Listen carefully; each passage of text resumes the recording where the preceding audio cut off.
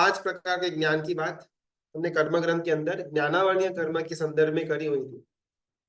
मति, श्रुत, अवधि, मन, परिव्यय और केवल ज्ञान। उस समय ना एक एक बाइफरकेशन करना रह गया हुआ था। इन 5 ज्ञानों को अपन प्रत्यक्ष और परोक्ष ऐसे 2 कैटेगरीज में डिवाइड कर सकते हैं। प्रत्यक्ष यानी कि जो हमारे अंदर होता है, और परोक्ष जो बाहर होता है। श्रुत ज्ञान वो बाहर का चीज है, बाहर की वस्तु है, बाहर का आलंबन लेकर के हम हमारे अंदर वो ज्ञान उत्पन्न होता है। बाकी जो 4 है, मति, अवधि, मन, परिव्यय और केवल ज्ञान, वो अंदर का ज्ञान है। जब तक बाहर का परोक्ष ज्ञान, जब तक परोक्ष ज्ञान हमारे अंदर रहा हुआ प्रत्यक्ष ज्ञान के अंदर परिवर्तन लेकर के नहीं आता, तब तक सदगति को प्राप्त करना मुश्किल है।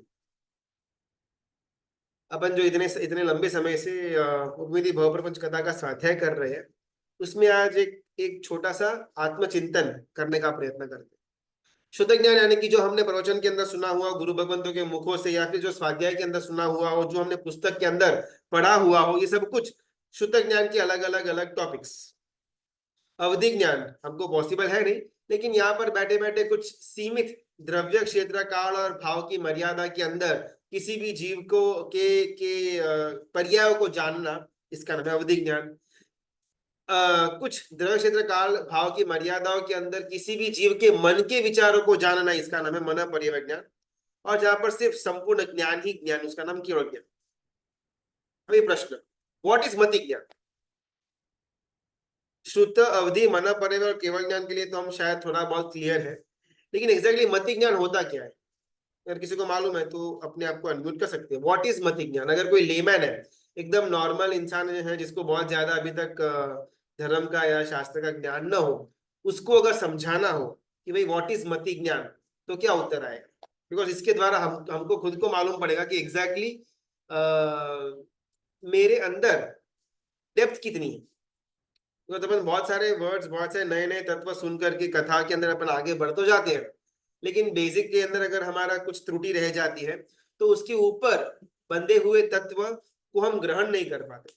ये उद्मिति भव प्रपंच कथा के अंदर का जो जो तत्व है, भले वो है शुद्ध ज्ञान, लेकिन जब तक वो शुद्ध ज्ञान हमारे लिए मति ज्ञान नहीं बनता, ये सारा का सारा शुद्ध ज्ञान हमारे लिए कंप्लीटली वेस्ट ऑफ टाइम है। तो एग्जैक्टली मति ज्ञान होता क्या है? मालूम है तो अपने आप को एडमिट कर सकते हैं। व्हाट इज मति ज्ञान? एकदम सिंपल वर्ड्स के अंदर।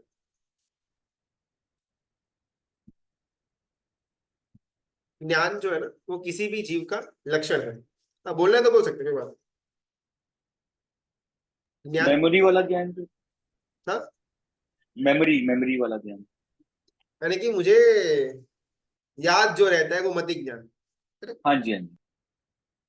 ज्ञान हर एक जीव का गुण है, चाहे वो निगुद का जीव हो, एक इंद्रिय हो, चींटी हो, पेड़ पत्ते हो, पौधे हो, छोटा बच्चा हो, बड़ा इंसान हो, कोई साइंटिस्ट हो, कोई तिर्यंच का प्राणी हो, कोई सिंह हो। जीव का गुण है ज्ञान। जीव और अजीव के बीच का जो भेद है वो है ज्ञान। अजीव को, पुद्गल तत्व से बना हुआ जो अजीव है, जिसके अंदर कोई जीव नहीं है, उसको कभी ज्ञान का अंश नहीं हो सकता। फिर चाहे वो कंप्यूटर हो, वो हार्ड ड्राइव हो, या वो सैटेलाइट हो, या वो टीवी की डिश हो, ये सब कुछ अजीव ही कहा जाएगा। उसके अंदर ज्ञान का कोई लेश मात्र भी संभावना नहीं है। तो अगर अपन मेमोरी को ज्ञान मान लेते हैं, तो फिर हार्ड डिस्क वो भी एक जीव हो गया, कंप्यूटर भी एक जीव हो गया, मेरा फोन भी जीव है, मेरा सैटेलाइट भी जीव है, टीवी की डिश भी जीव कही जाएगी। बिकॉज जो ज्ञान है वो जीव का गुण है, अजीव का नहीं है, बोल सकते हैं। मन और इंद्रियों के द्वारा होने वाला ज्ञान मति ज्ञान, मतलब जहाँ मन और इंद्रिय, या फिर ऐसे बोल सकते हैं नॉर्मल वाला जो भी ज्ञान है ना, जैसे मतलब जो स्टेज में मतलब हम लोगों को अभी है, तो अभी हम लोगों को मालूम पड़ता है कि ये इसको बुक, इसको घर बोलते हैं। जैसे जैसे हम लोग एज बड़ी होती जाएगी ना, वैसे वैसे हमको अपने आप जो ज्ञान होते जाता है। जैसे छोटे बच्चा है उसको वो उतना ज्ञान, फिर बड़े हो गए तो उसको वो ज्ञान, तो इसको ऐसा हम लोग मत्ती ज्ञान बोल सकते हैं। या ये फिर मनुष्य के ये मनुष्य के एंगल का हुआ।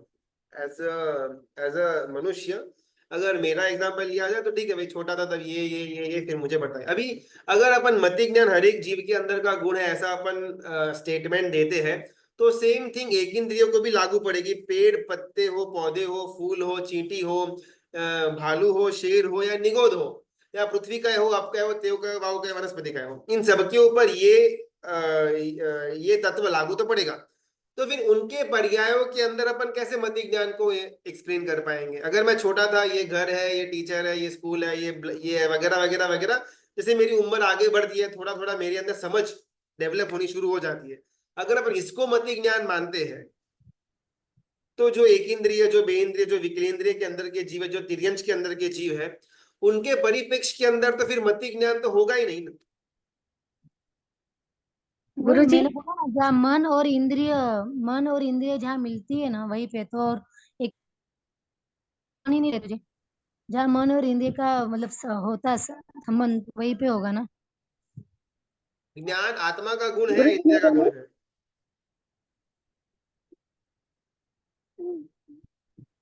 तो मतलब जो ज्ञान सिद्धार्थ आत्मा में का, हो गया, जिनके पास शरीर नहीं है, ज्ञान जिनके पास आत्मा का ही इंद्रिय विषय नहीं है। है, तो उनको तो मति ज्ञान है ही नहीं, जीरो।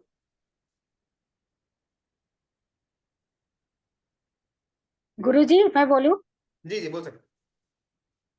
जिस जिस चीज को देखते हैं वो हमें श्रुति ज्ञान होता है।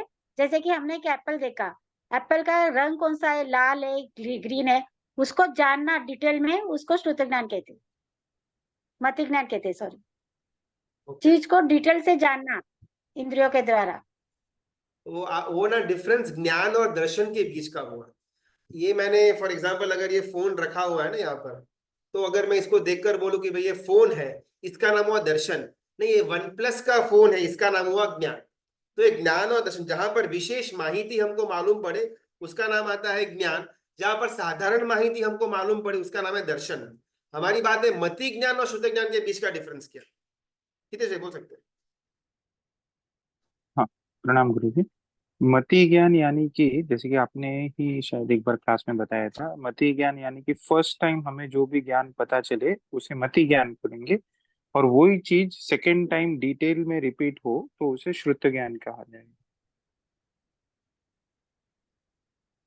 फर्स्ट टाइम, अच्छा। ये ना अपन ने जब कर्म ग्रंथ के अंदर ना ज्ञानावने के अलग अलग भेद देखे हुए थे ना, उस समय हमने मति ज्ञान के अलग अलग भेद देखे थे।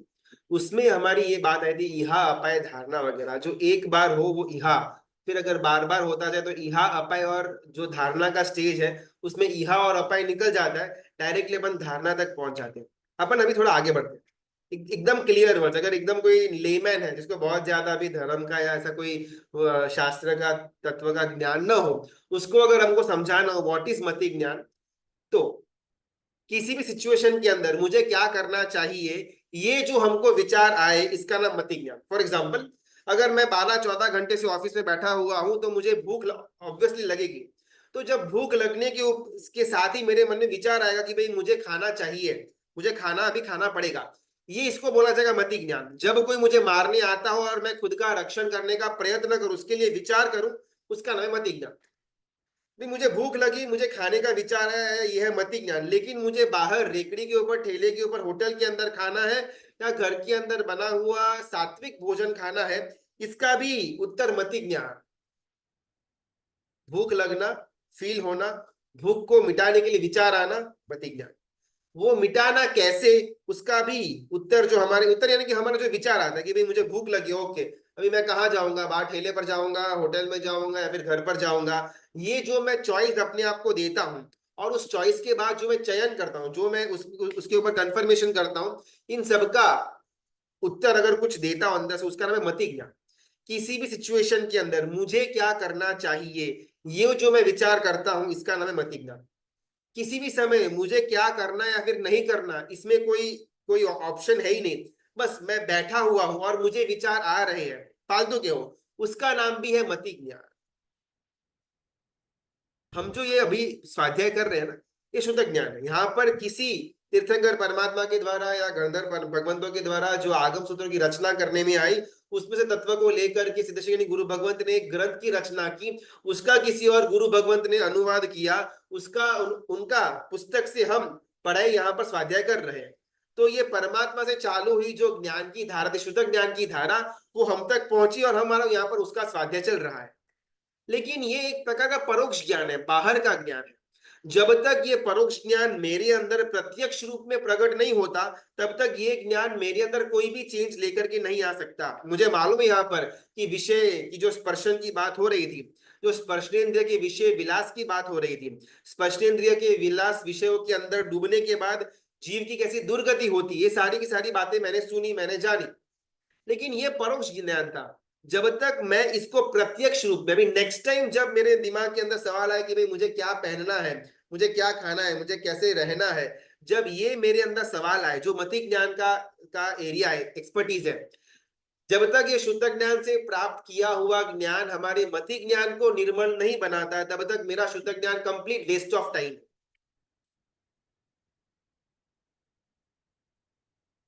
अपन यहाँ पर तत्वों के प्रवाह के अंदर अलग अलग प्रस्ताव की कथाओं के अंदर एकदम फुल स्पीड में आगे बढ़ रहे हैं।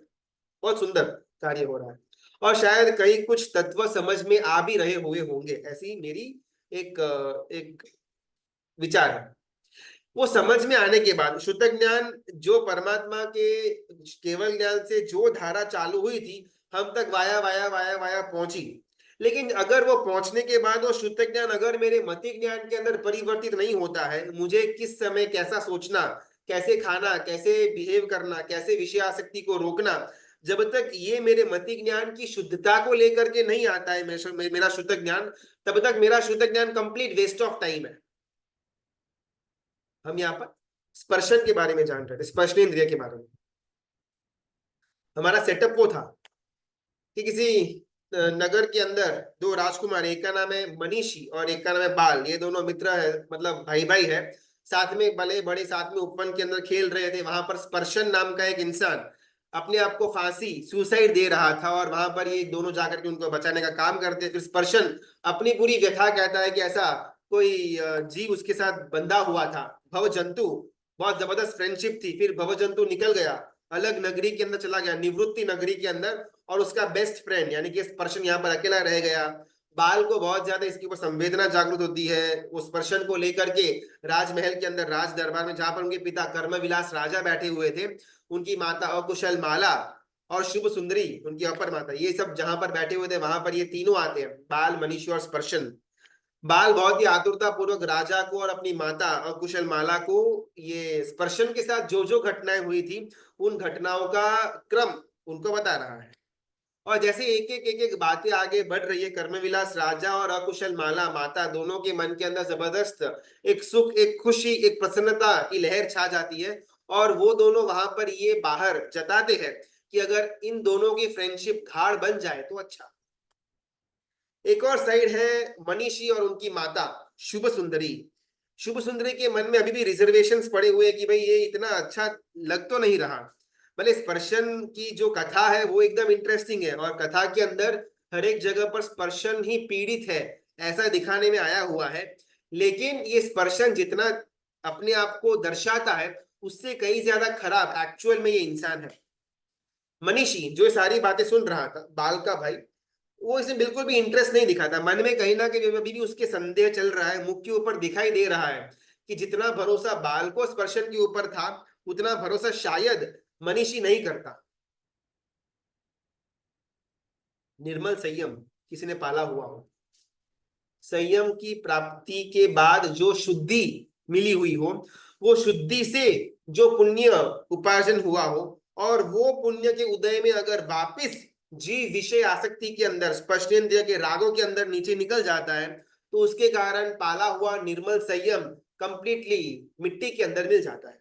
इमेजिन कि करोड़ों वर्षों, करोड़ों भवों तक संयम पाला, संयम पाला, संयम पाला, शुद्धि को कुछ प्राप्ति हुई, साथ में पुण्य का भी प्राप्ति हुई, और जब वो पुण्य का उदय देव गति के अंदर या मनुष्य की किसी गति के अंदर अगर मुझे वो उत्पन्न होता है और वो पुण्य के उदय में आकर के अभी मुझे सुख सुविधा साधन जबरदस्त मिले। देव के भाव के अंदर भी मैं महारिद्धिक देव बना, मेरे बहुत सारे विमान थे, बहुत सारी देवियां थी, मेरा बहुत सारा बड़ा परिवार था और मैं भोग विलासों के अंदर रत रहने का मेरे पास हर एक साधन था। मनुष्य भाव के अंदर मैं धनाढ़ व्यक्ति बना, मेरे पास पावर था, मेरे पास सत्ता थी और मेरे पास पैसा था, मैं जो सोचूं जो चाहूं वो मैं कर सकूं, ऐसी पावर मेरे पास थी पुण्य के उदय के कारण से। अभी ये सब कुछ मिलने के बाद जो जो स्पर्शनेंद्रिय के विषय है, अगर उसके अंदर मैं वापस डूब जाता हूं, तो जो निर्मल संयम मैंने पाला हुआ था वो यहां पर आकर के कंप्लीटली धुल जाता है और आगे बढ़ करके मुझे इस पर्याय के अंदर पाप का बंद करवाता है। वो संयम भी चला जाता है, वो पांचवा गुणस्थानक मिला हुआ भी निकल जाता है, चौथा गुणस्थानक भी निकल जाता है, सम्यक तो भी निकल जाता है, और अनंत काल तक वो जीव संसार के अंदर मिथ्यात्वी बन करके भटकता रहता है। कौन जीव? वो जो स्पर्शनेंद्रिय के विषय आसक्ति के अंदर आगे बढ़ता हो।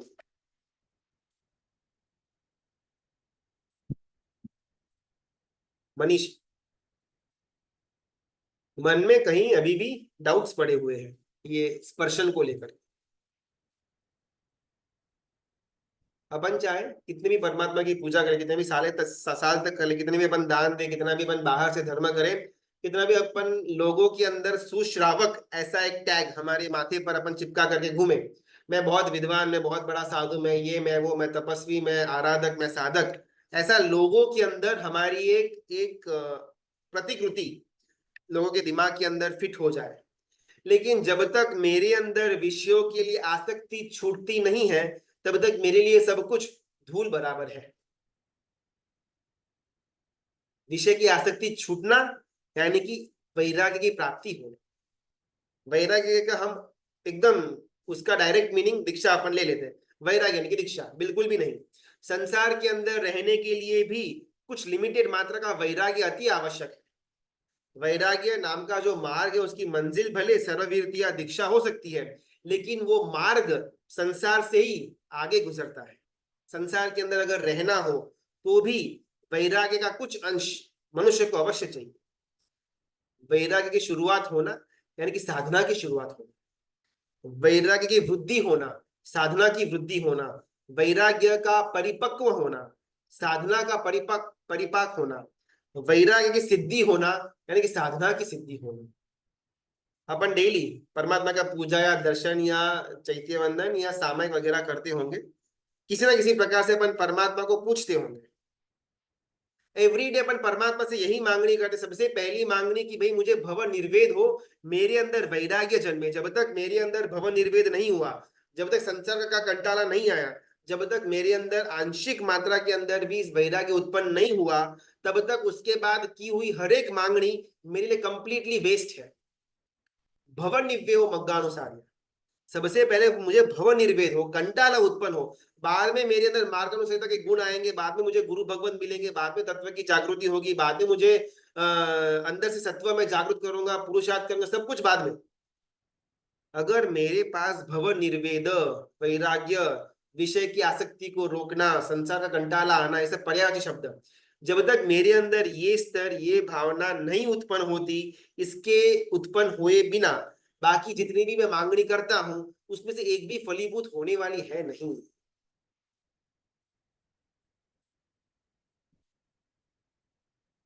बहुत बार अपने को लगता है कि भाई अपना धर्म ना एकदम अपना, यानी कि मैं जो इंडिविजुअल जो धर्म मेरे लिए करता हूँ, मेरे आत्मा के लिए करता हूँ, वो बहुत खोखला है।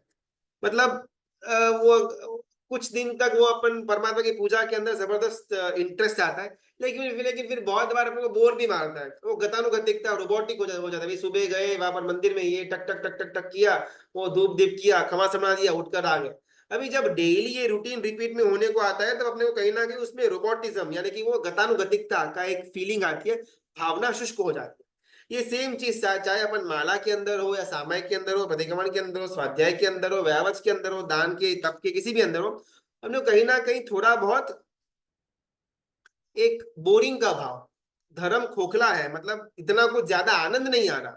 मन प्रसन्न तामेति पूज्य माने जिनेश्वरी, मतलब अपन बोलते तो है लेकिन कभी भी अंदर से चित्त हमारा प्रसन्न हुआ हो ऐसा बहुत कम बार फील हुआ है। और अगर हुआ भी है तो बहुत देर के बाद, ऐसा कभी एक आधा दिन हमको ऐसा फील होता है। बाकी मेजरली तो हमारे अंदर कोई प्रसन्नता या ऐसा एकदम अपन आनंदित हो गए परमात्मा का श्रवण, नाम श्रवण या उनका भक्ति गीत गान वगैरह करने के द्वारा, ऐसा बहुत कम फील होता है। अपन ड्यूअल कैरेक्टर के अंदर होते हैं कि अपन ऐसे एक जगह पर ऐसा, दूसरी जगह पर ऐसा ऐसा अपने को, मंदिर के अंदर हमारा एक रूप होगा, घर के अंदर एक रूप होगा। मंदिर के अंदर भी चित्त प्रसन्नता तो बहुत कम कम समय के लिए हमको मिलेगी। और यहाँ पर गुरु भगवंत हमको इस पॉइंट पर पॉइंट आउट करते हैं कि जब तक मेरे अंदर भव निर्वेद नहीं हुआ, तब तक मेरे अंदर ये ड्यूअल कैरेक्टर हमेशा रहने वाला है। मंदिर में मेरा एक तरह का बर्ताव, घर के अंदर एक तरह का बर्ताव, उपासना के अंदर एक तरह का बर्ताव, ऑफिस के अंदर एक तरह का बर्ताव। इसमें भी मंदिर के अंदर के मेरा बर्ताव है, उसमें भी कभी कभार मेरा एकदम भक्ति वाला, एकदम भावना वाला स्तर होगा, कभी कभार गतानुगतिकता वाला स्तर होगा।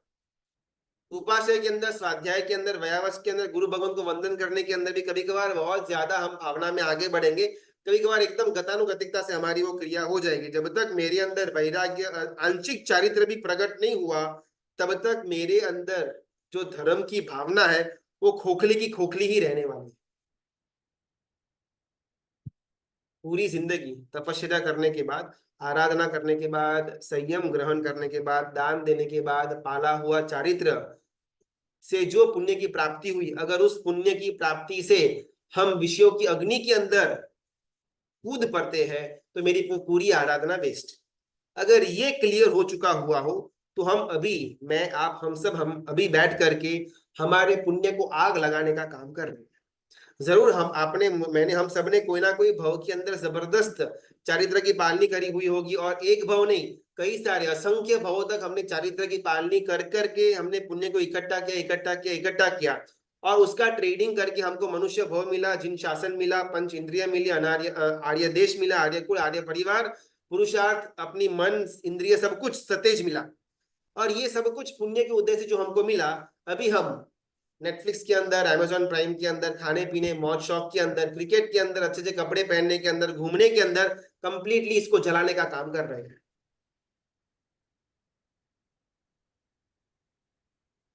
जिन भवों के अंदर हमने संयम को, सर्ववीर्ति को, चारित्र को, तपश्चर्या को पालने के बाद जो पुण्य इकट्ठा किया, हम अभी यहाँ पर बैठ करके उस पुण्य को आग लगा रहे हैं। विषयों से विरक्त होना, स्पर्शनेंद्रिय के विषयों से विरक्त होना, उसके अंदर जो जो एक प्रशम सुख की अनुभूति होती है, वो सुख यहाँ पर अकल्पनीय बताया गया है। कोई देव हो, कोई इंद्र हो, इंद्र कैटेगरी, यानी कि जो जिसके नीचे 64,000 देव रक्षा के अंदर खड़े हुए हो, ऐसा इंद्र, वो इंद्र अपना सागरोपम के काल के समय उसका जीव देवलोक के अंदर रहता है। 10, 15, 20, 25, 33 सागरोपम तक उत्कृष्ट इंद्र का आयुष्य रहता है। 33 सागरोपम के अंदर इंद्र का जीव जितने सुख की प्राप्ति करेगा, उसका मन जितना सुख से प्रभावित होगा, उससे कई ज्यादा सुख एक मुनि भगवंत 1 साल के सर्ववीर्ति के अंदर वो सुख को मानते हैं, वो सुख को अनुभव में लेकर के। परमात्मा के वचनों से निकली हुई ये शब्द, ये गंगा आज हम तक पहुंची, लेकिन हमारा दुर्भाग्य इतना कि हमको इसमें श्रद्धा बहुत कम होती है। ये किसने देखा है, कौन इंद्र, कैसा सुख, हमको तो मालूम नहीं है। वो गुरु भगवंत अपने अंदर, उनको कितनी खुशी होती है, अपने को किधर मालूम है। अपने को तो क्या है, गर्मी में एसी जाना, एसी में ट्रैवल करना, एसी घर के अंदर रहना, अपन हाई फाई गाड़ियों के अंदर घूमना, अपन बड़े बड़े धंधे करना, इसी के अंदर अपने को सुख लगता है। लेकिन शास्त्र के अंदर बात आती है कि जो इंद्र, जो ये सब तुच्छ, जो हमारा भौतिक सुख है, उसकी भी पराकाष्ठा पर बैठा हुआ इंद्र, उसके सागरोपम जितने आयुष्य के अंदर जो सुख एक इंद्र प्राप्ति करता है, उससे असंख्य गुना ज्यादा सुख एक मुनि भगवान अपने सिर्फ 1 साल के संयम पर्याय के अंदर उस सुख की अनुभूति करता है। ये सुख कहाँ से आया? वैराग्य से। कहाँ से आया? संयम से। और कहाँ से आया? ये विषयों की अनासक्ति से आया। हमारा पूरा भाव, पूरा जीवन विषयों की आसक्ति के पीछे भागा हुआ है। अगर वो अनासक्त रहे तो जितना सुख इंद्र को नहीं मिले, उससे ज्यादा सुख विषयों से अनासक्त एक जीव को 1 साल के अंदर मिल जाता। मक्खी उड़ती है, उड़ती है, उड़ती है। मक्खी स्वतंत्र थी, उसको जहां पर उड़ना था उड़ सकती थी। मक्खी सक्षम थी, उसके पास उड़ने की कला थी। मक्खी के को जहां पर जाना था उतनी उसके पास शक्ति भी थी, स्वतंत्रता भी थी, सक्षमता भी थी, और उसका मन के अंदर का विचार भी था कि आई एम फ्री। मैं आज यहाँ पर बैठूंगी, फिर उस भाई के ऊपर बैठूंगी, फिर वहां बैठूंगी, फल पर जाऊंगी, झाड़ पर जाऊंगी। मक्खी वॉज फ्री टू गो। लेकिन जैसे ही मक्खी एक स्थान से दूसरे स्थान पर जाती है, मक्खी जरा नीचे देखती है और वहां पर किसी इंसान ने अपने मुंह से कफ बाहर थूका हुआ था, और मक्खी को लगता है something interesting is going on, और वो उस कफ में आसक्त होकर के वो मक्खी, जिसमें सक्षमता थी, ताकत थी, स्वतंत्रता थी, वो अपना सब कुछ न्योछावर करके वो कफ को टेस्ट करने के लिए नीचे रास्ते के साइड में जिसने थूका हुआ था कफ, उसके अंदर, उसके ऊपर ये मक्खी बैठती है। थोड़ी देर वहां पर भिन भिनाती है, थोड़ी देर वहां पर चाटती है, उसका स्वाद लेती है, और जब मन भर जाता है वो मक्खी उड़ने का प्रयत्न करती है। लेकिन दुखद भरी बात, वो कफ के अंदर इतनी जकड़ जाती है कि भी मक्खी उड़ नहीं पाती। खेलमी पड़िम पयम जहण तरई मच्छिया विमोयिम, ये उपमिति भवरंज कथा के अंदर का श्लोक, जहां पर सिद्धशनि गणि गुरु भगवंत ये मक्खी का रूपक कथा के द्वारा मक्खी के साथ हमारे कंपैरिजन करते हैं।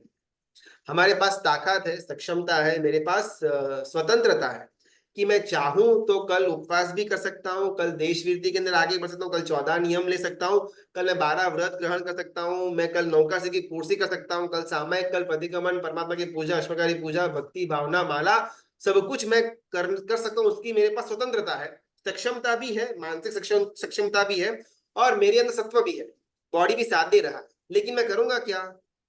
2-4 घंटा अगर मेरे पास फ्री पड़ा हुआ हो, अपन बैठ करके मोबाइल के अंदर टाइम पास करेंगे। जो मक्खी के पास स्वतंत्रता थी कि अच्छे फल के ऊपर बैठ सकती थी, उस मक्खी ने अपनी स्वतंत्रता को न्योछावर कर दिया, सत्व को न्योछावर कर दिया। किसके लिए? एक कफ के लिए।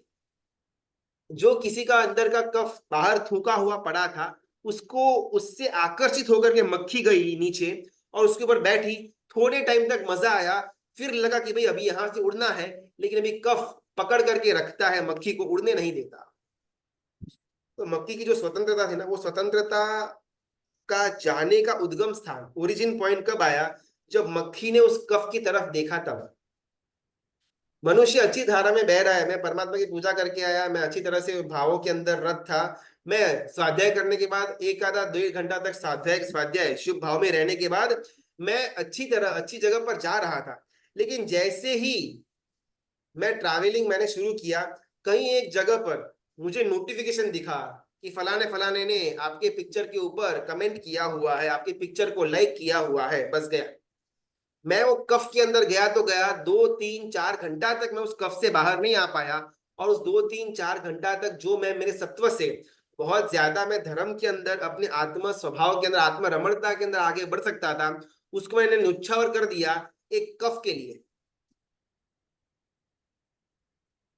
ये विषय रूपी कफ, ये स्पर्शनेंद्रिय का कफ, ये कामांध का कफ, ये कोमल स्पर्शता का कफ, ये डनलोप की गद्दी का कफ, ये फोन का कफ, ये सोफा सेट का कफ, ये अच्छी अच्छी मूवीज का, वेब सीरीज का, ओटीटी का कफ, जिसको मैं कंफर्ट मानता हूं, वो एक्चुअल में सिर्फ कफ है। मैं मक्खी हूं, और ये सारे जो भी स्पर्शन के विषय है वो मेरे लिए कफ है, और ये मुझे सिर्फ डुबाने का काम करने वाले हैं।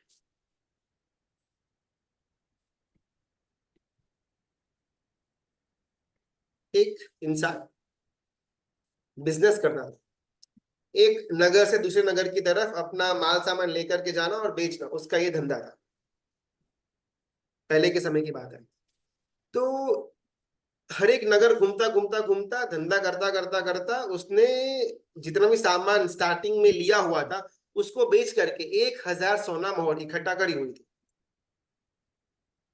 उसका धंधे का जो प्रोग्राम था वो समाप्त हो गया। अभी धंधा पूरा करके 1000 सोना मोहर के साथ वो वापस अपने वतन, अपने नगर पर आ रहा है। वो ट्रैवल कर रहा है, कर रहा है, कर रहा है, बस एक रात बाकी है। और ये जो रात है, ये रात उसको जंगल में पसार करनी थी, और जंगल को क्रॉस करके अगले दिन सुबह गांव में पहुंचना था। अब इंसान सोचता है कि भाई ये पूरा डाकुओं से भरा हुआ एरिया है, अपन के पास 1000 सोना मोहर है, तो उसको तो अपन अभी लेकर के नहीं जा सकते। अपन एक काम करते हैं, अपन 1000 सोना मोहर को यहाँ पर डाल देते हैं, यहाँ पर वो जमीन के अंदर खड्डा करके रख देते हैं पोटली को। अपन जंगल में अकेले चलते हैं, पूरा आजू बाजू का सब देख लेते हैं वातावरण, जंगल एंड टू एंड चलने के बाद वापिस मैं रिटर्न आऊंगा और ये सोना मोहर लेकर के सेफली निकल जाऊंगा। इंसान ऐसा ही किया, खड्डा किया, अपना 1,000 सोना मोहर वहां पर रख दी, बराबर खड्डा क्लोज कर दिया और इंसान चल रहा है चल रहा है चल रहा है, पूरा जंगल एंड टू एंड चल करके उसने पसार कर दिया। हर जगह पर देखा, कहीं पर भी कोई भी डाकू चोर लुटेरा कोई भी वहां पर था नहीं, कोई नामो निशान नहीं था। वापिस आधी रात चलने के बाद अपना स्थान जहां पर ये सोना मोहर रखी हुई थी उस तक आता है। सोना मोहर वापिस बाहर निकालता है, कंधे पर लाद करके जंगल को क्रॉस करके नगर की तरफ जा रहा है। जंगल ऑलमोस्ट क्रॉस हो चुका हुआ था, नगर की सीमा आ चुकी हुई थी, और अचानक से ये आदमी को लगता है कि मेरा वो 1 रुपए का कॉइन जो मेरे पॉकेट में पड़ा हुआ था, उस समय जब मैं सोना मोहर को वहां से खोद कर बाहर निकाल रहा था वहां पर गिर गया। मुझे कैसे भी करके 1 रुपए का कॉइन चाहिए, मतलब चाहिए। उसके पास 1,000 सोना मोहर थी। अभी वो सोचता है कि अभी इसको वापस लेकर के जाऊंगा, रिस्क हो जाएगा, ऑलरेडी अपने इतना बड़ा रिस्क तो लिया हुआ है। और ये आदमी सोचता है कि मैं यहीं पर नगर की सीमा पर ही इसको गाड़ देता हूँ सोने मोहर को, और वापस जाकर के 1 रुपया लेकर के आता हूँ। इंसान वैसा ही करता है, गाड़ देता है और चल करके वापस उस स्थान पर जहां पर सोना मोहर सबसे पहले डटा हुआ था वहां पर ढूंढता है। आधा दिन, 1 दिन, 1.5 दिन निकल गया, लेकिन वो 1 रुपये का सिक्का मिलता ही नहीं है। आखिरकार हताश होकर ठीक है भाई गया तो गया, सो गया, और ये आदमी वापस नगर की तरफ प्रयाण करता है, और जिस जगह पर उसने सोना मोहर को दाट करके रखा हुआ था वहां पर खोदता है, सोना मोहर गायब। 1 रुपए की इच्छा के लिए इस आदमी ने 1,000 सोना मोहर दाव पर लगा दी, और लगाने के बाद न तो 1 रुपया मिला न 1,000 सोना मोहर मिली। यही मूर्खता मैं, आप, हम सब इस भाव में नहीं, हर एक भाव में करते आ रहे हैं। जो हमने अलग अलग छोटे छोटे भवों के अंदर छोटा मोटा धंधा किया, छोटा मोटा पापों का हमने निर्जरा की, छोटा मोटा पुण्य की प्राप्ति की, सब करते करते करते जो धंधा करके हमने 1,000 सोना मोहर प्राप्त करी हुई थी, और उसके बाद जो हमके मानव का भाव मिला, ये 1,000 सोना मोहर वाला मेरा शरीर, ये 1,000 सोना मोहर वाला मेरा मन, 1,000 सोना मोहर जैसा मेरा समय, मेरा आर्य कुल, आर्य देश, मेरा ये परमात्मा का शासन जो मिला, सब कुछ 1,000 सोना मोहर जितना है।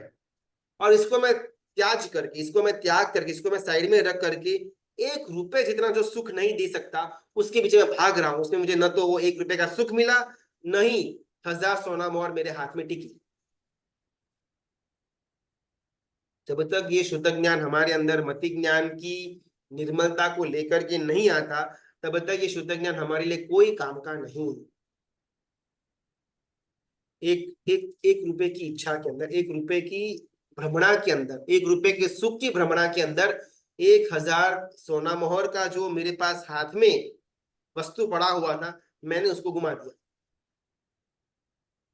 अलग अलग अलग रूपक कथा के द्वारा, उपमाओं के द्वारा यहाँ पर सिद्धेश्वरी गुरु भगवंत हमको वापिस स्पर्शन के सुखों के अंदर, स्पर्शन की आसक्तियों के अंदर डूबने के बाद इंसान की कैसी दुर्गति होती है वो हमारे अंदर ठसोठस भरवाना चाहते। अपत्थ मग बगम भुज्जा राया रज्जम तु हारे, एक नई रूपक कथा यहाँ पर गुरु भगवान समझाते हैं। एक राजा बहुत ज्यादा बीमारी के अंदर आ गया, एकदम ऑलमोस्ट जाने की उसकी कक्षा आ चुकी हुई थी। बहुत सारे अलग अलग वैद्यों को बुलाया, सबने उपचार किया, लेकिन कुछ ज्यादा वहां पर उसको सफलता मिल नहीं रही थी। फिर कोई देशांतर से कोई एक वैद्य आया, राजा को मिला, राजा का पूरा उन्होंने नाड़ी वगैरह तपास किया, और वैद्य ने ये निष्कर्ष तक पहुंचा कि राजा की जो प्रकृति है, बॉडी की जो प्रकृति है, उनकी बॉडी की प्रकृति के अंदर आम, कैरी, आम जो है वो अपथ्य है।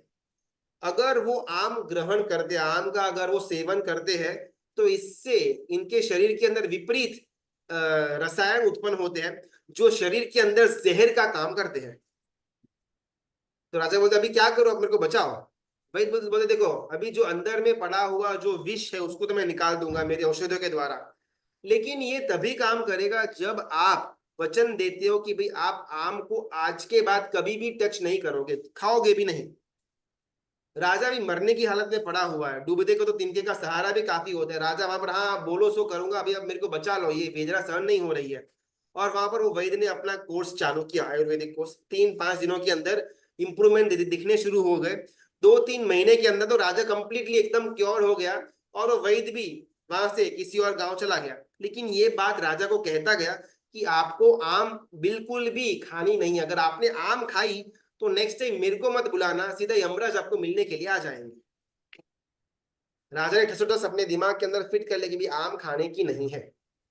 1 साल, 2 साल, 5 साल, 10 साल, 12 साल, 15 साल निकलते हैं, और राजा को जो दर्द, वो जो रोग पहले हुआ था, अभी वो रोग एकदम शांत हो चुका हुआ है।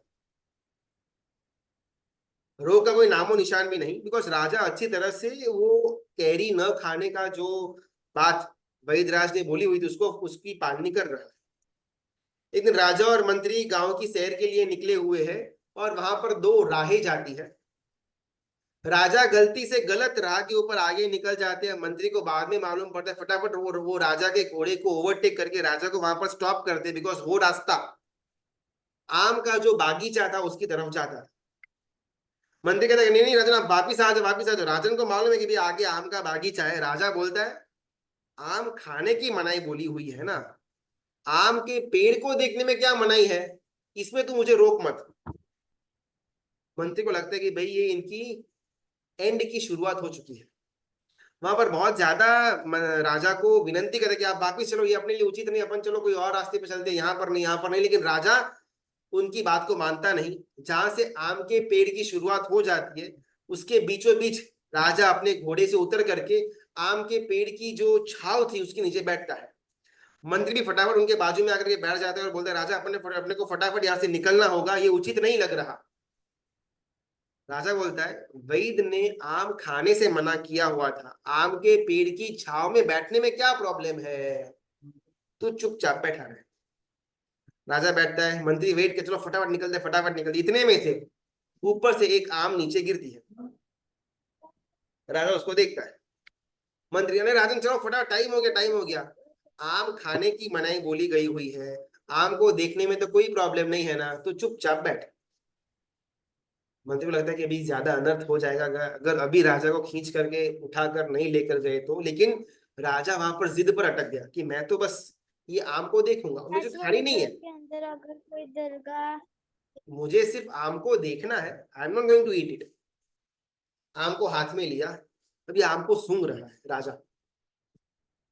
मंत्री बोलते राजन, अभी तो जो बांधी हुई थी वो टूट रही है, ऐसा मुझे लग रहा है।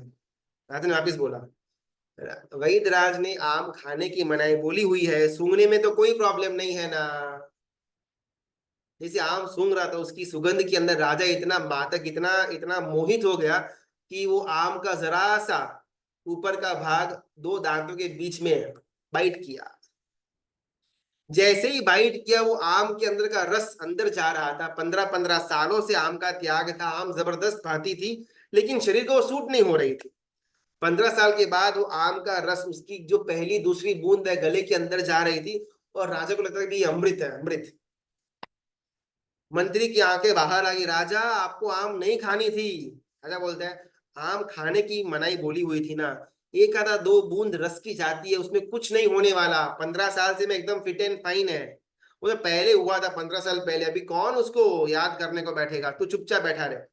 जैसे ही 2-4 बूंद गले के नीचे गई, उनके बॉडी की प्रकृति के हिसाब से वो आम की बूंद, आम का रस जो था, वो उनके लिए जहर का काम करता था। एकदम से राजा शॉक के अंदर आ गए, हाथ से आम नीचे गिर गई, एकदम से शरीर के अंदर कंपारी छूट गई और वहां पर मूर्छित हो उठे। मंत्री एकदम व्याकुल व्याकुल हो जाता है, वापस भागा भागा अपने घोड़े के ऊपर राजमहल जाता है। सैनिक सेनापति को पूरे साथ को लेकर के आता है, राजा को उठा करके राजमहल के अंदर लेने में जाता है। और जो वैदराज थे, जिन्होंने 15 साल पहले उनकी सारवार करी हुई थी, उनको न्यूज भिजवाती है फटाफट। वो वैदराज भी 1 दिन का ट्रैवलिंग करके राजा को देखने के लिए आ जाते हैं। राजा को देखते ही वैदराज पूछते हैं मंत्री को, क्या इन्होंने आम का सेवन किया था? और मंत्री कहता है कि देखो मैंने बहुत ट्राई किया, लेकिन थोड़ा, शायद 2-4-6-8 बूंदे जितना ही आम का रस उनके अंदर गया हुआ होगा। वैदराज अपना पूरा सामान पैक करके निकलते हैं। कि अभी मेरा कोई काम नहीं, अभी आप स्मशान के लिए रेडी हो जाओ। एग्जैक्टली इस भूमिका के अंदर जो राजा की भूमिका है ना, उस भूमिका के अंदर हम बैठे हुए हैं। आम का रस मजा तो आया, एक दो बूंदे यहां से बस नीचे के, बस इतना सा हमको मजा आया। इतने से मजे के लिए वो राजा ने अपनी जान, अपना भव, अपना शरीर, अपना सत्व, अपना ताकत, सब कुछ गुमा बैठा। राजा के पास तो क्या ऐश्वर्य होता है, क्या सुंदर राजमहल, क्या उनका अंतपुर की स्त्रियों का परिवार, उनके पास क्या पावर का मद, वो जो चाहे प्रजा को फॉलो करना पड़े। राजा के पास कितने सारा बड़ी सेना का एक मुट्ठी उसके हाथ में थी, खजाना भरपूर पड़ा हुआ था, ये सब कुछ राजा के पास था। लेकिन इन सबको नजरअंदाज करते हुए राजा ने वो दो बूंद जो आम का रस की तृष्णा हुई उसके पीछे लग गए, तो हाथ में जो कुछ भी था सब कुछ गुमा बैठे। अपना शरीर भी गया, राजा का पद भी गया, जीवन भी गया, अपनी अंतःपुर की स्त्रियों का सहवास भी गया, अपना माल सामान जो उन्होंने तिजोरी के अंदर रखा हुआ था वो भी गया, प्रजा के अंदर का वात्सल्य भी गया, प्रजा के मन के अंदर जो राजा के लिए मान सम्मान था वो भी गया। सब कुछ गया किसके लिए? दो चार बूंद वो आम के रस के लिए।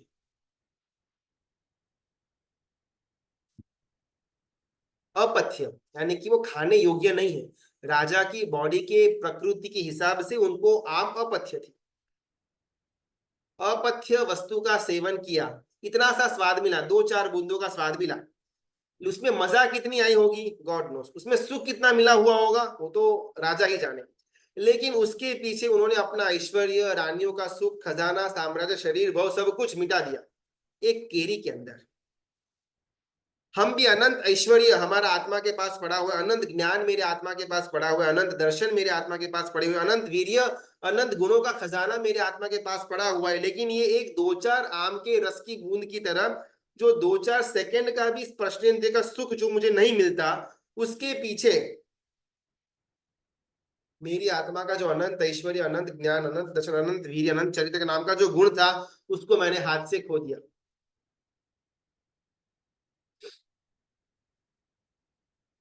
यहाँ पर स्पर्शन के बारे में बाल अपने पिता कर्मविलास राजा से बात कर रहे हैं और मनीषी मन के अंदर चिंतन कर रहे हैं कि मैं सदागम को बहुत अच्छी तरह जानता हूँ, वो कोई बुरे इंसान, कोई दुष्ट इंसान नहीं है। अगर सदागम ने मना बोला था भव जंतु को कि स्पर्शन के साथ अपना समय व्यतीत मत करे, तो जरूर इसके अंदर कुछ ना कुछ तो तथ्य होगा। सदागम कोई बंडलबाजी, कोई फेक आदमी तो नहीं है। और मनीषी के मन के अंदर सदागम के लिए अविहर श्रद्धा पड़ी हुई थी। मनीषी वो एक उपमा है, ये सब कुछ काल्पनिक चल रहा है, यहाँ पर कोई एक्चुअल में ऐसा कुछ हुआ नहीं था। लेकिन मनीषी जो नाम है ना, वो उसकी उपमा देकर के गुरु भगवान समझाना चाहते हैं कि मनीषी का अर्थ होता है बुद्धिशाली, जिसके अंदर बुद्धि हो, संबंध हो, जिसके अंदर पांडित्य हो, प्रॉपर ब्रेन्स काम करते, उसको मनीषी कहा जाता है। डायरेक्ट उसका मीनिंग मनीषी वर्ड का ये होता है।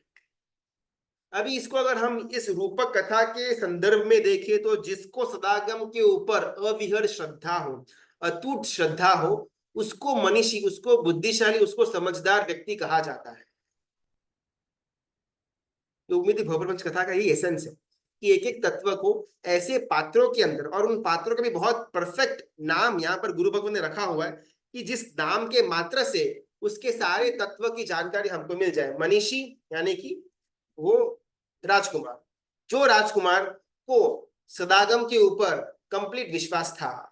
बुद्धिमान वही कहा जाएगा, पांडित्य वही कहा जाएगा जिसके अंदर परमात्मा के वचनों के लिए, सदागम के लिए, जिनागम के ऊपर अविहर और अटूट श्रद्धा हो।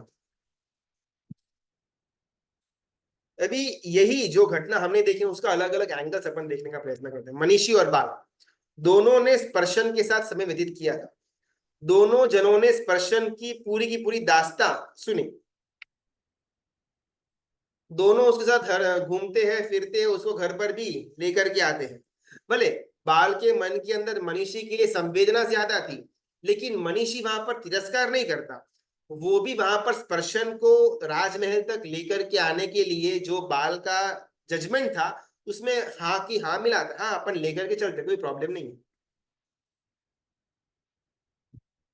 मनीषी भले बाहर व्यवहार से बाल के साथ हो, स्पर्शन के सपोर्ट में हो, ऐसा बाल को लग रहा था, लेकिन मनीषी के अंदर, मनीषी के मन के अंदर कंप्लीटली विमुखता थी स्पर्शन के लिए।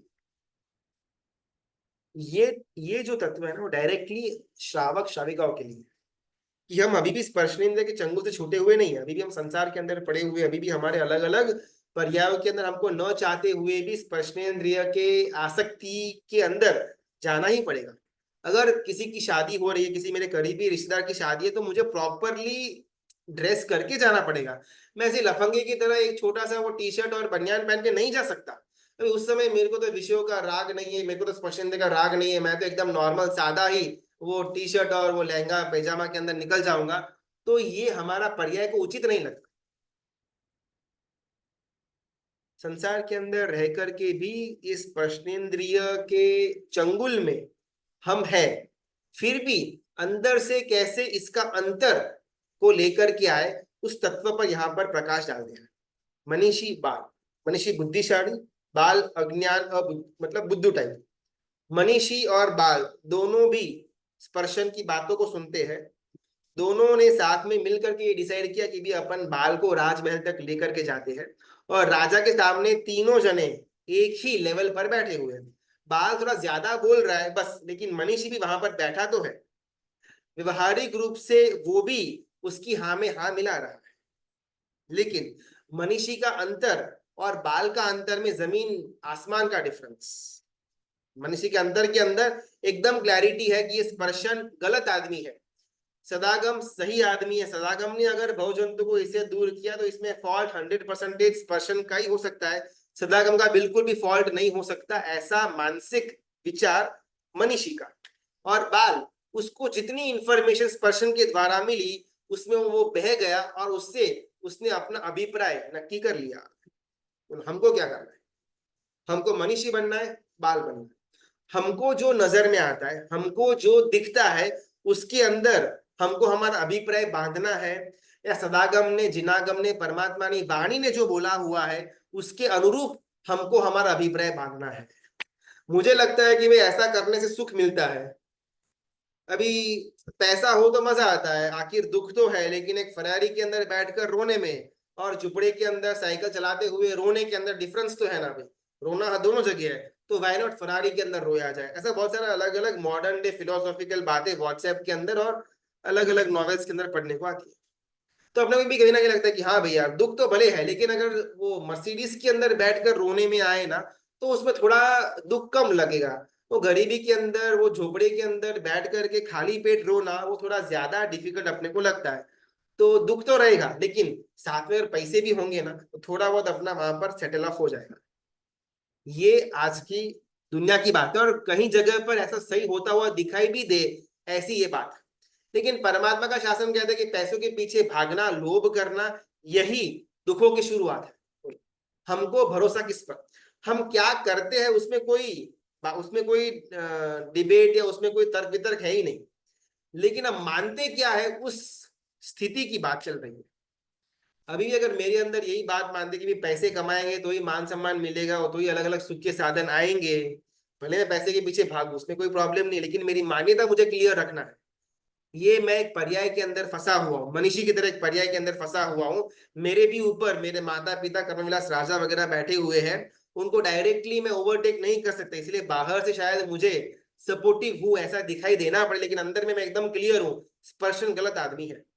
क्या इतनी क्लैरिटी भी हमारे अंदर है? ये देखने के विषय, ये सुखने सूंघने के विषय, ये चखने के विषय या पहनने के विषय, जो जो भी आसक्तियों के अंदर मैं पड़ा हुआ हूँ, ये है तो एकदम गलत। इसको बिल्कुल भी यहाँ पर रहने जैसा नहीं है। कैसे मेरे बिलीफ के अंदर है, नहीं भी अपने को तो मजा आता है, किधर कुछ दुख लगता है। मैं बाल हूं तो मैं मनीषी हूं, इसका आंसर मैं खुद ही दे पाऊंगा। मेरे अंदर कितना परोक्ष ज्ञान प्रत्यक्ष के रूप में परिवर्तित हुआ, वो डिसाइड करेगा कि मैं बाल से मनीषी की तरफ आगे बढ़ा या अभी भी बाल का बाल ही बैठा हुआ। जब तक मन के अंदर शंका होगी ना, तब तक जिस तत्व के लिए मुझे शंका है, डाउट है, वो तत्व से मुझे सुख नहीं मिल सकता।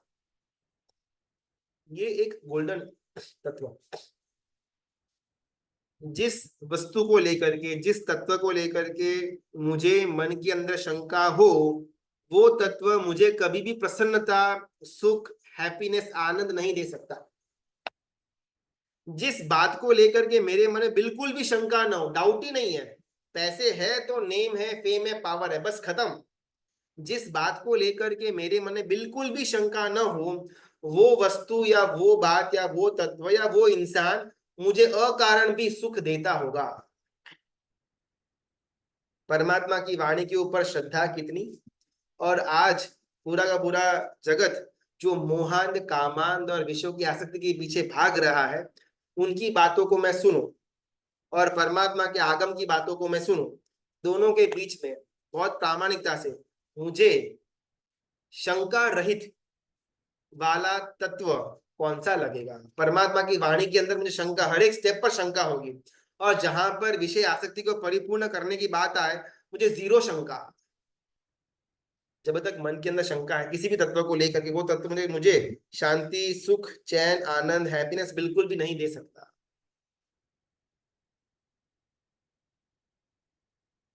यहाँ पर मनीषी गतानुगतिकता के अंदर नहीं मानता कि सब लोग जो करे वो मैं क्यों करूं।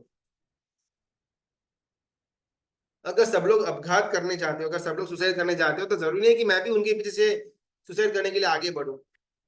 मैं वही करूंगा जो सदागम जिनागम कहते हो वो। हमारा ये आज का दूसरा तत्व, गतानुगतिकता के अंदर आगे बढ़ना। बहुत बार ना अपन लोक प्रवाह के अंदर आ जाते हैं कि भाई सब लोग ऐसे ही कर रहे हैं तो सही होगा। अगर सब लोग पैसे के पीछे भाग रहे हैं, सही होगा।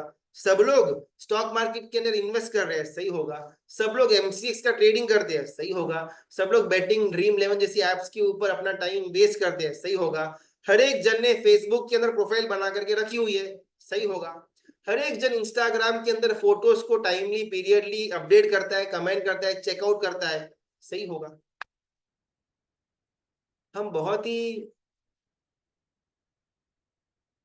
इजीली लोक प्रवाह के अंदर आ जाते हैं। अगर सब लोग करते होंगे तो थोड़ी सब लोग पागल होंगे, कुछ ना कुछ तो उसके पीछे भी तथ्य तो होगा। ऐसा विचार बाल का। सदागम ने जो बोला हुआ है उसी को फॉलो करना, लोक प्रवाह जाए तेल लेने, ये विचार मनीषी का। अगर कोई इंसान कुएं के अंदर गिर रहा हो तो इसका मतलब ये नहीं कि उसके पीछे मैं भी गिर जाऊं।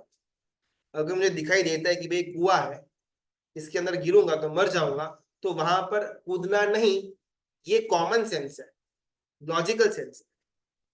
विषयों की आसक्ति के पीछे भागने से मेरी दुर्गति ही होने वाली है, मैं भव समुद्र के कुएं के अंदर गिर जाऊंगा, ये जानने के बाद भी अगर मैं उसके अंदर कूदूं, मेरे अंदर कॉमन सेंस, जिसको मति ज्ञान, लॉजिकल सेंस बोलते हैं, वो भी मेरे अंदर नहीं बची।